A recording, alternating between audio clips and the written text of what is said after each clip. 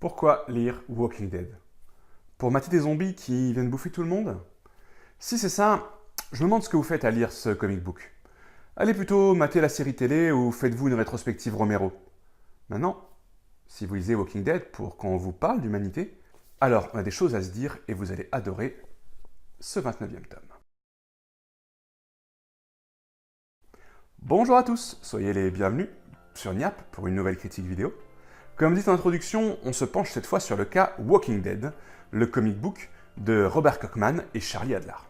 Au passage, si vous voulez regarder Adlard dessiner Michonne, un des personnages emblématiques du comics, allez faire un tour en description à la fin de cette vidéo. Niap a tourné une leçon de dessin avec lui où vous explique comment il procède.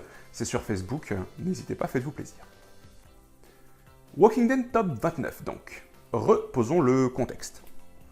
La communauté s'est vue attaquée par une horde de zombies de grande ampleur et il y a eu de la casse.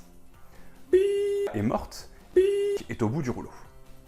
Il va falloir reconstruire aussi la colline en sale état après le passage des chuchoteurs. Au milieu de tout ça, Negan se balade librement, sous les regards haineux de Maggie, tandis que Dwight remet en question le leadership de Rick. Les zombies passés, les humains peuvent commencer à se bouffer entre eux. Comment lisez-vous Walking Dead? Moi, je vais être honnête, c'est un peu en apnée. Toujours à guetter comment l'histoire peut partir en vrille. C'est ce que j'aime d'ailleurs, hein. C'est dans cet état d'esprit que j'ai lu ce 29e tome. Tendu.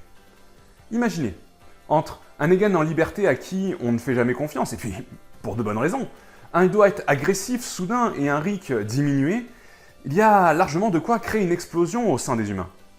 Mais Kirkman est un scénariste intelligent, et quand ça tombe, ce n'est pas où on pense et pas au moment où on s'y attendrait.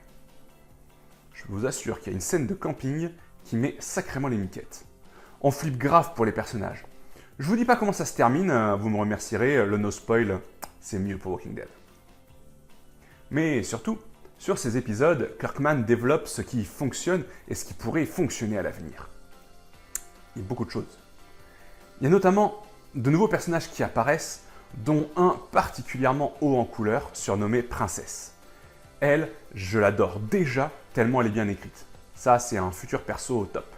En plus, Kirkman s'amuse à faire un pied de nez à la série télé en lui donnant une description très colorée, qu'on ne voit pas dans le noir et blanc de Charlie Adlard, mais qui, elle, par contre, est bien exprimée, et donc, autant dire qu'elle ne passera pas inaperçue quand elle arrivera sur les écrans.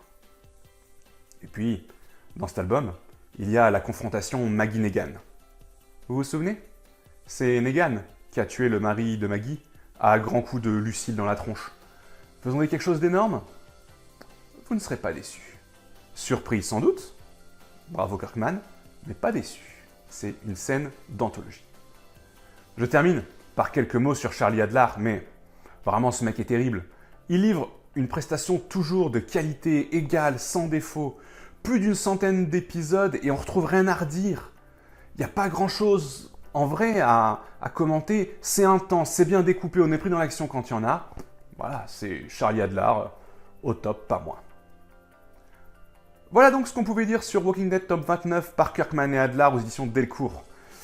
C'est un opus qui décevra les bourrins, mais ravira ceux qui apprécient la série pour sa profondeur anthropologique et sociologique. Si cette vidéo vous a plu, je vous invite à la partager sur les réseaux sociaux, à lui donner un pouce bleu, tatak, et à vous abonner à la chaîne si ce n'est pas encore fait.